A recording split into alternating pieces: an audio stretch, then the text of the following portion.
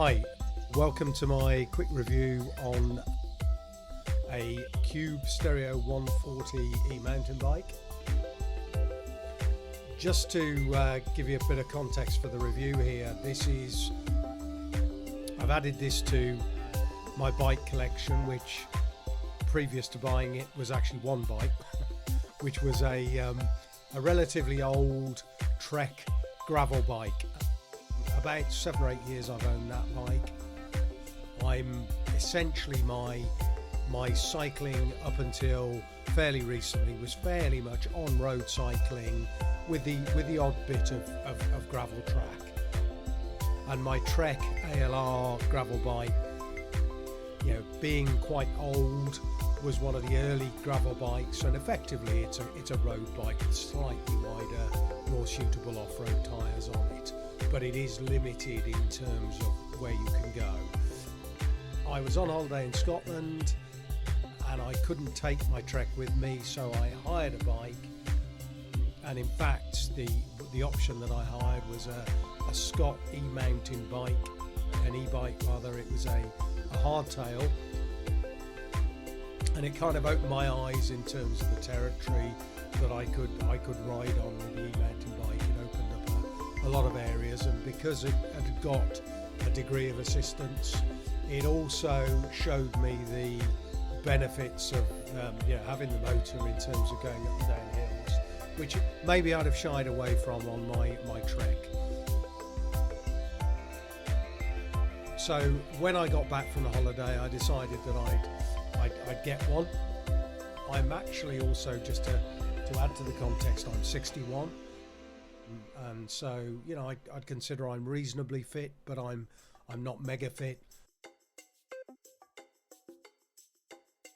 Having the facility of having the motor on the bike is definitely has enabled me to tackle more harder terrain than I normally would have done on my Trek ALR. So the Cube Stereo obviously comes with 140mm of travel, I believe. It features, I believe, a Rockshox rear shock absorber and Rockshox front forks. You can lock those forks out as well, although I don't do that, haven't done it as yet. I'm not saying I won't do it in the future. It comes with a Deore group set, I think it's 11 speed, and I believe the Magura, I'm not quite sure how you say it, 4-pot brakes, disc brakes obviously, and it also has a dropper post or a dropper seat, which I've never had on a bike before, but I have used it on occasion when I'm on particularly rough terrain, or even for getting on and off the bike. I ride it with flat pedals. I ride SBD on my road bike, on my gravel bike, but I thought I'd best go with flat pedals on the mountain bike, and I'm having no problems with that. I'm enjoying that. So other than the specification that the bike came with, the one thing I have done is I have gone tubeless on the bike. Probably about 2 or 3 weeks after I had the bike, I did get a puncture. It had got knobby nick tyres on it with tubes. I did repair the puncture, it was on the rear tyre, but in talking to my local bike shop, which is actually Brink, which is right by Chicksands Bike Park, if anybody knows it, but it's a really good mountain bike shop as well. They suggested that I should go tubeless. So I bought some tyres off them, and they converted it to tubeless, did the job all in an hour, and I'm running Michelin Force AM2 tyres now on it, which they recommended in terms of if you're doing more road riding as well, the resistance is a lot lower, and it apparently lengthens the life of the battery. I've been very, very pleased with them so far. All seem good, and I feel a damn sight more confident of not getting punctures. So I've had some issues with the bike since I've had it. I joined the Cube Stereo Facebook group, and on there I've spotted quite a few issues and comments that people have had with Cube bikes as general. I think the quality is maybe not as good as it could be, the build quality. I noticed the bike developed a kind of metallic rattle, perhaps after I'd done about 100 miles, and I checked around the bike, and initially I couldn't really see anything that was causing a problem.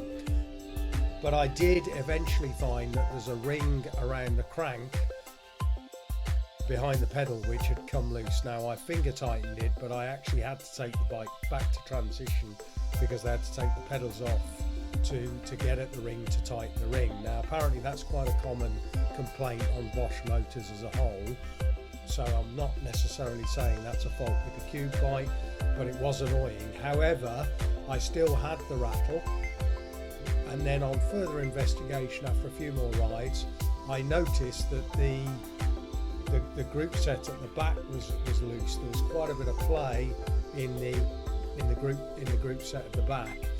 So when I had it converted to tubeless, I had that tightened up, and deep joy, the rattle disappeared. So I'm now riding a relatively quiet bike. The only other thing I've read, which a lot of people recommend, is obviously getting a torque wrench and torquing up the relevant bolts on a fairly regular basis. I guess that's probably maintenance that you'd do on any e-mountain bike, but I do see a lot of people writing about it on the Cube forums. The bike features a carbon fibre frame, but with I believe an aluminium triangle on the back. So for the money I paid, which was £3,399, the bike was very, very competitive.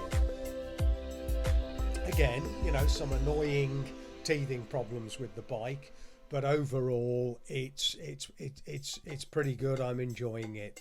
I suspect if I paid a bit more, maybe gone up to Specialized or something, maybe I'd have had more luck. I don't know, but of course, one of the motor system on it is Bosch. I know Specialized have a different system on theirs, but the Bosch system seems great. I do like the app as well, the Flow app, very useful. And I did add the Kiox, the 300 display to the bike. I had that fitted as an extra, cost me over and above the price of the bike. But the nice part about that is the integration, the navigation integration from Comet, which I do use quite a bit as well when I'm planning my routes. So yeah, overall, for the money I paid, I guess £3,399 is not cheap, but it is at the lower end of the e-mountain bike, I guess, price range. I'm pretty happy. I'll hopefully keep the bike, and I enjoy riding it because, as I mentioned earlier on, I'm 61. I don't see myself getting into a lot more sort of dangerous territory with the bike. I don't think I'll be riding it around a bike park anytime soon. It's worth mentioning that the bike is rated at category 4. Now apparently there are limitations on what you are supposed to do with the bike, and that includes jumping the bike to any great height, etc. And again, on the Cube forums, I've read quite a bit about people who've had problems trying to claim on the warranty, and then Cube have tried to get out of the warranty claim by saying that the bike has been used over and above the category it's rated for. So perhaps that's something to be mindful of, depending on what you're looking to buy the bike for. As I said, not particularly an issue for me, and I guess if I was buying a bike to go on bike parks and jump over loads of stuff, I'd be buying a different bike. So I hope that gives some, is beneficial to somebody who's considering buying one of these bikes. From I do believe now Cube probably have replaced this bike, so there's another variation of it, but for what I use it for, I'm not dissatisfied. It's good. If you're looking for something though to do bike parks, do a lot more radical stuff with, then perhaps look elsewhere.